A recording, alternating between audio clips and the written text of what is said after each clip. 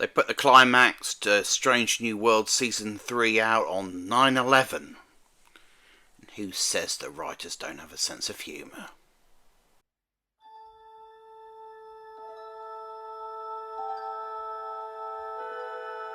Space.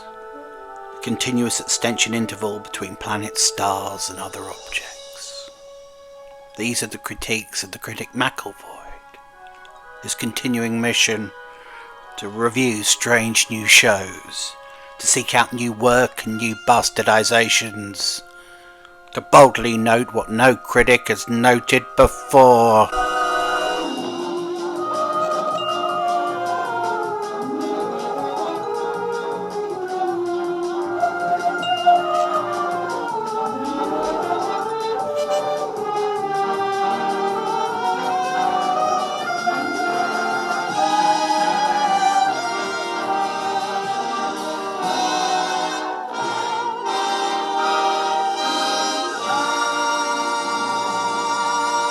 Hello Trekoids, it's me, Dr. McElvoy, it's not my real name, and yes, welcome one and all, to this, the final episode in this run of Critic's Log, in which we are looking at Strange New Worlds, episode 10 of Season 3, New Life and New Civilizations. Where did they get that title from?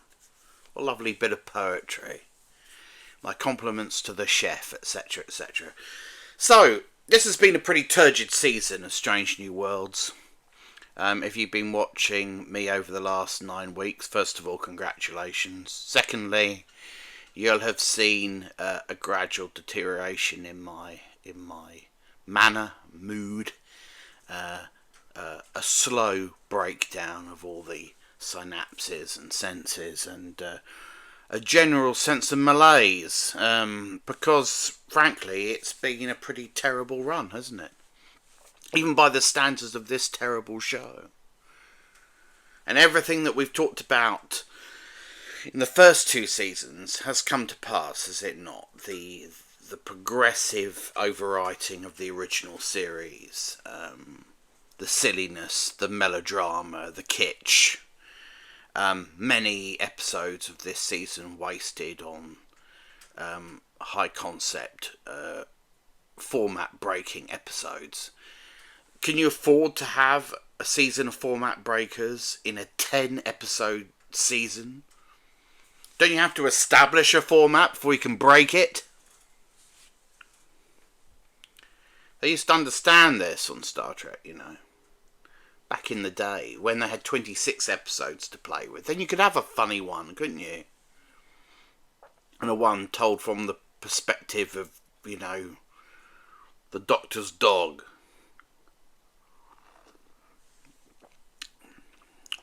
Or a sentient starship. Or, you know what I mean? But Strange New Worlds is all about that. But at the same time, it presumes to have an arc, a season-long arc. And that, generally speaking, has been about 2 things. One, sort of trying to add a few layers to the Gorn to flesh them out a bit, so they're a little bit more congruous with the species we'll meet in Arena. And the second thing has been to establish a new villain called the Vesda, who, as far as I can tell, are sort of a race of fantasy movie cliches. They're demons locked in a thing. And we met them earlier in the season in a not really very satisfying horror episode. And they overtook one of M'Benga's proteges and burnt his eyes out, and he became a sort of demonic receptacle. And that's what's revisited here in this, I suppose you could say, finale. Look, every Star Trek series should have its own villain, right? Even a fake Star Trek series should have a villain of its own. And I much prefer that to them revisiting the aliens from previous Star Trek series, because You know, if it's an original creation, even if it's crap, it doesn't do any harm to what we've seen before, does it? Doesn't affect the original series in any way. Doesn't sully our memories of TNG. Doesn't ruin DS9. Doesn't make Voyager even worse. Doesn't act as a sort of unsatisfying coda to Enterprise. Doesn't do any damage. It's just something that the hacks who write this thing made up. And what is it? Well, a group of sort of demonic prisoners in a space temple. And in true Ghostbusters style, there's a gatekeeper and a keymaster. And the gatekeeper is Gamble, I suppose, because he's the sort of conduit with the evil aliens. And it turns out in this episode, Pike's girlfriend, Battelle, Captain Battelle, who was fused with Gorn DNA and some hibiscus and some other shit that they conjured up in sick bay, has now become the Keymaster. She's the sort of custodian of good. Kind of the space Gandalf, if you will, who is infused, check notes, with the sense, memory or genetic imprint of all the races that have fought the Vesta in the past and defeated them, which is awfully convenient, isn't it? She's the embodiment of all of those things. Lucky for them to have her on board. What an asshole. What a bit of luck. It's like finding a book on the shelf in the Enterprise library. It says how to defeat the Vesta. For all these years, you wonder, who are they? Don't know who they are. But hey, did you remember that book in the Enterprise library? We should borrow that. Should be some good stuff in there, you know. So this is all very silly and very derivative. You know, they go to a planet where the Vesta are worshipped as gods. The Gamble reappears because the Vesta escaped through the Enterprise transporter and somehow beam themselves across the galaxy. They kidnap M'Benga, take him back to the temple from the last episode. Apparently to free the slaves, because it takes two people to do it, which is odd. Why should it? But it does. Because plot. And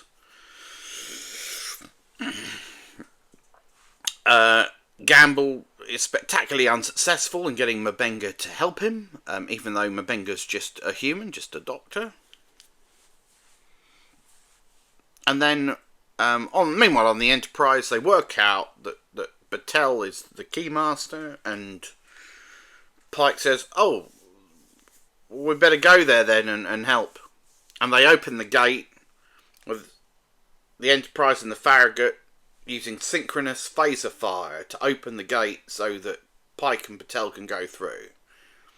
Which is, you know, very much like crossing the streams to reverse the particle flow through the Gozerian gate.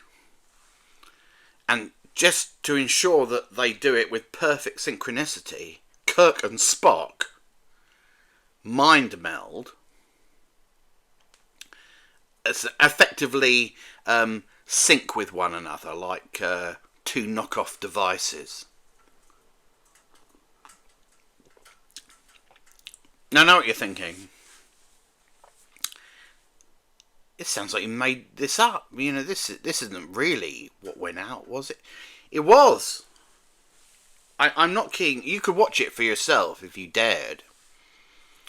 But you wouldn't be prepared for the sting in the tail. You see, all of this time we've talked about the big problem with Strange New Worlds from the very first episode.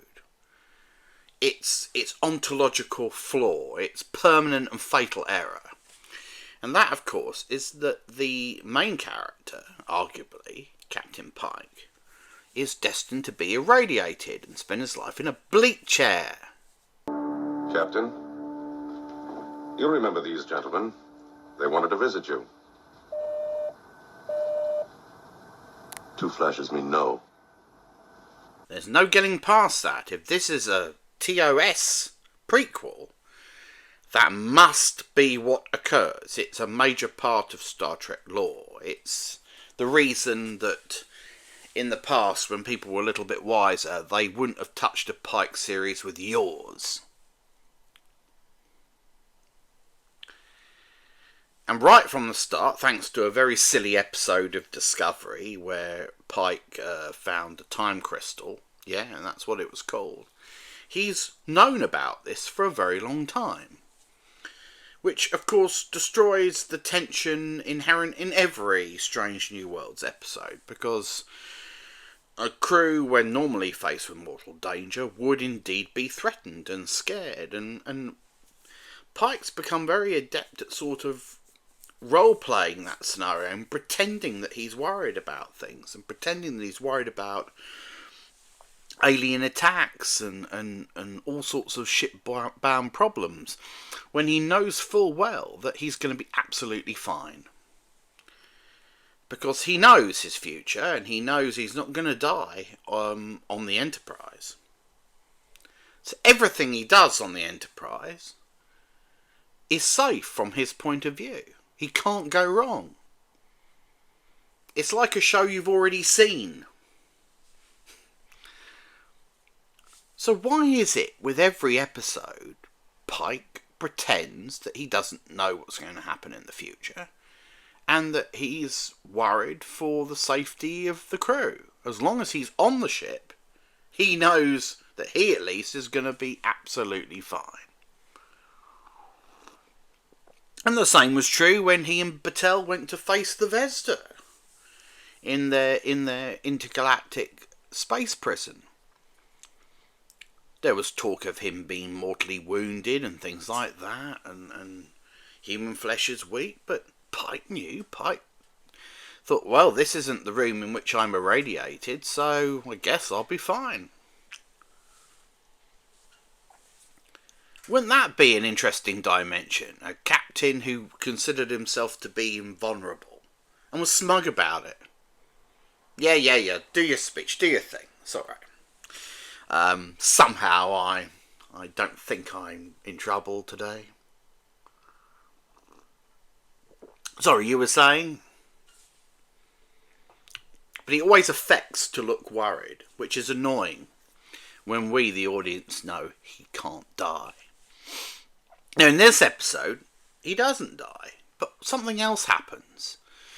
In a sort of a half steal from Star Trek Generations and the Nexus, and another half steal from the TNG episode The Inner Light, you know, the ones people know, Pike has a flash forward in the space prison, sees his whole life with Captain Battelle in his curiously retro 20th century looking cabin, where he cooks and he does a sort of all-American dad thing and wears an apron which is self-branded as Chef Pike.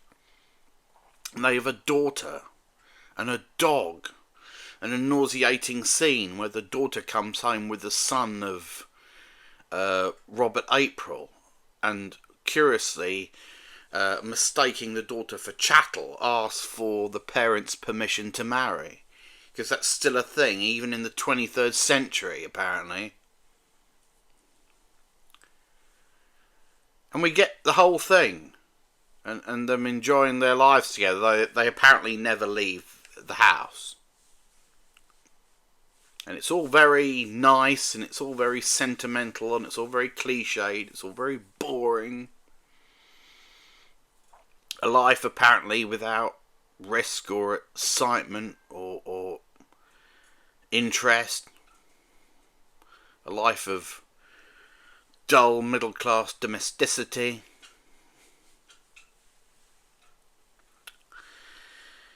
but alive nonetheless.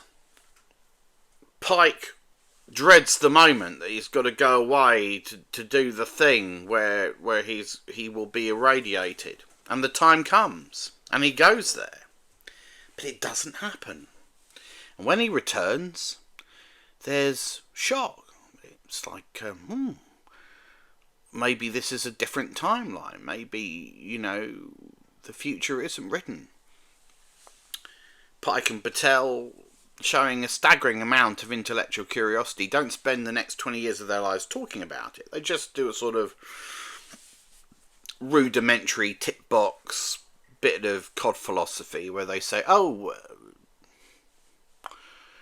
suppose you can't tell the future after all. And we're screaming at the television. Hang on. This is a fixed point in time, as they say on Doctor Who. You can't change this. If you change this, you're changing Star Trek. I thought you might make an exception for them. It looks suspiciously like that this is their attempt to overwrite TOS, the thing that they've threatened to do since day one, since they gave Pike foreknowledge of his accident. And that marks the official moment that Strange New Worlds becomes the new Star Trek canon, and the show that we knew and loved, the show that this show owes its life to, ceases to be a canonical thing. It just becomes a sort of alternate universe, a Star Trek legend, and nothing more. And that is the moment, ladies and gentlemen, when a grotesque act of cultural vandalism has taken place in our world. Something that perhaps can never be reversed. Until the day the dreaded Kurtzman regime, of course, is toppled, and a new custodian, who could that be, comes along and decanonizes everything Kurtzman has done since 2009. Maybe with just a line in a new series. But hopefully one day all of this new Trek shit will be consigned to an alternative realm where we don't need to talk about it anymore. Now, Pike experiences his whole life and then comes back to the present day. And Patel fights the bloke with fantasy movie cliches, and that's it. For no reason, that's it. The villains are defeated and everything's fine. And there's a group of scenes on the ship where everybody looks cheerful. Except Pike, who looks a bit forlorn because his girlfriend's gone. Because apparently she can't leave the thing or the evil aliens will get out.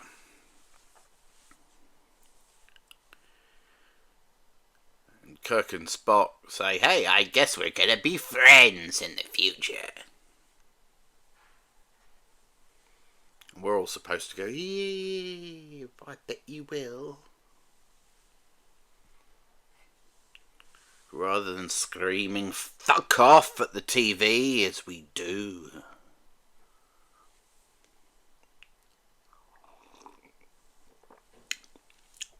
But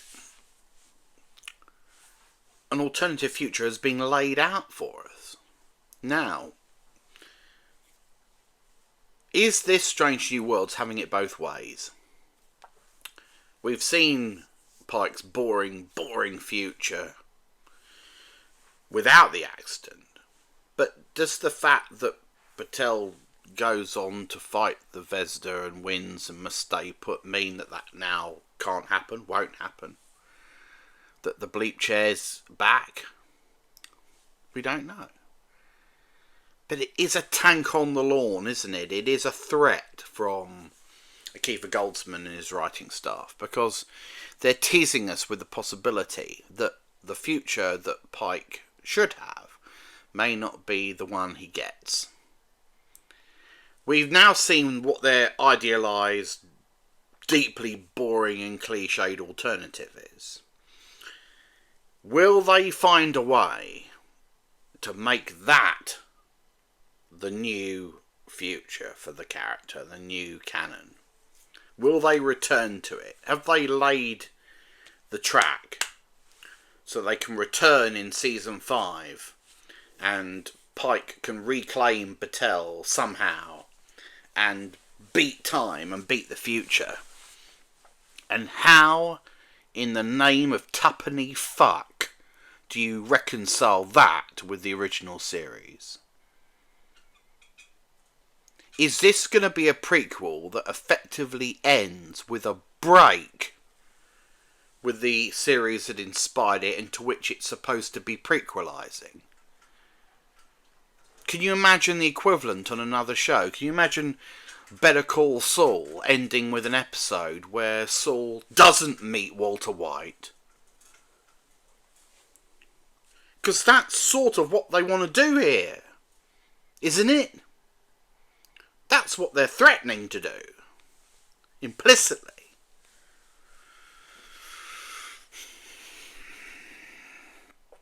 What a strange show this is. What's it for? Why does it exist?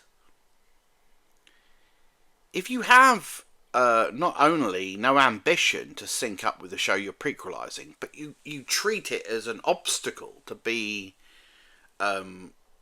surmounted, why are you doing it? You hate the original series that much that you've got to overwrite the bloody thing? Well, if you're going to do that, what...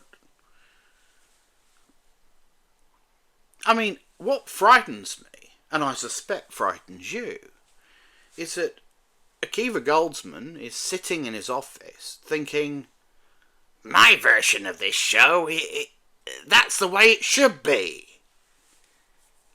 Kirk and Spock and all that, that's okay, I guess, but really, my version's cool. We gotta make it so it's my version that becomes like the new version.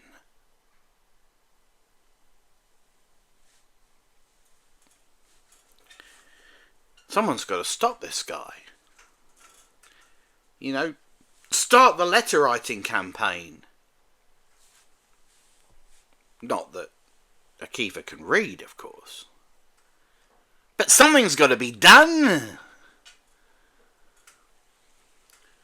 So this episode, it was weird and strange and stupid. And frustrating. Just like the entire third season of this show. What's to come? We've got 16 episodes left. 16 episodes to dock Strange New Worlds with the original series. And so far, the docking clamp on Kirk's Enterprise and the socket on Strange New Worlds are so different that there's just no way to see how they can possibly link up. Forget square pegs and round holes. That would be a dream by comparison.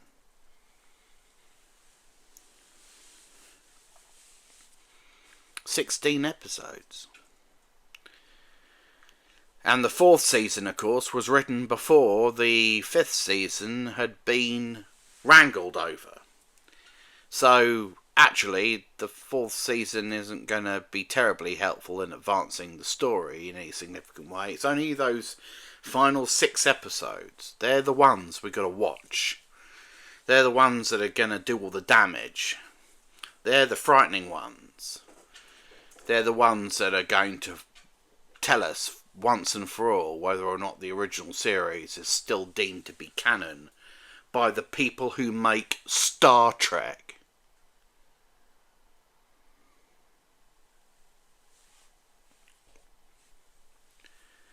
And on that terrifying note, it's anomalous readings.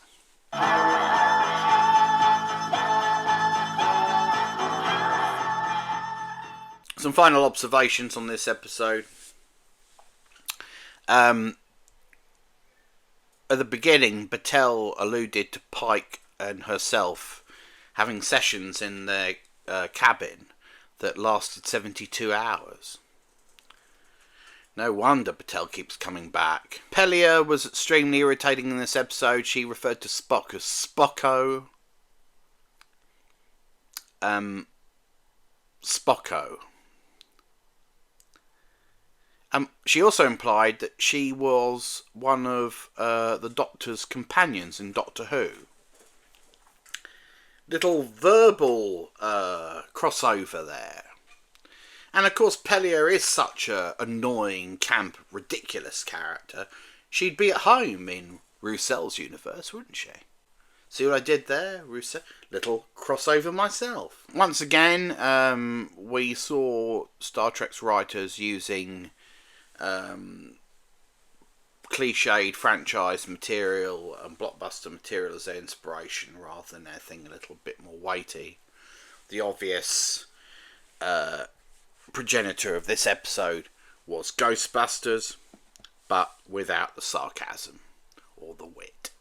Why is it that when Starfleet captains envision their future, it's always in the blandest possible terms? This is a trend that began in Star Trek Generations when Picard went into the Nexus and he saw sort of, I know, Victorian Christmas with the baubles on the trees and the kids dressed up in the sort of ridiculously staid clothing and so on, and Kirk went in his dream world was in a wood cabin making pancakes or something like that. Is this really how Star Trek's writers imagine the captains, at leisure? Cup of Earl Grey. That would be perfect. Why do they think that the principal characters, particularly the captains of the Enterprise, are so boring? You tell me. There was a horrific realisation at the end of this episode that La'an has had a sexual relationship with both Kirk and Spock.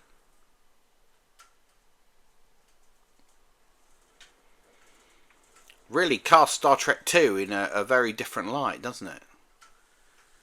One day, maybe one day soon, Alex Kurtzman will order a new scene to be created with AI, which will be inserted into Star Trek 2 The Wrath of Khan, in which Kirk and Spock have the perfect rebuttal to Khan when he shows up on the view screen after the initial Reliant attack.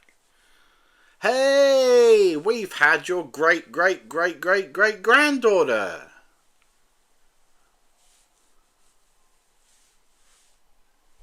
They're working on it now, kids. It only takes an hour to generate this stuff now, I think. Pike ended the show with a sort of very modern cliche, which is the idea that no one's ever really gone. That favourite from the Star Wars sequel trilogy. Of course, if no one's ever really gone, if death isn't permanent, if nothing really matters, then there are no stakes. And if indeed there are no stakes, there are no consequences. There's no consequences, there's no drama. And if there's no drama, there's no point. Just saying. So that's it. That's it for another run of Star Trek. Thank you for your time. Thank you for putting up with me for the past 9 weeks. I know it's been a very difficult period for us all. I'm going to go now to my zero room and recover for a while. But alas, you know what I'm going to say, it's not over. They'll be back, ladies and gentlemen. We've still got a series, Starfleet Academy, to not look forward to. And yes, we will be looking at that together, whether you like it or not. I may return to talk about the Star Trek Khan podcast, which is of some interest. Episode 1 wasn't too bad. When I've heard all 9 episodes, I'll be back to tell you what I thought of it, and you'll look forward to that. So, until next time, I'm Dr. McAvoy, it's not my real name, and, in the words of Alex Kurtzman's favourite political commentator, Charlie Kirk, goodbye. Close the channel, Mr. Worf. Gladly, sir.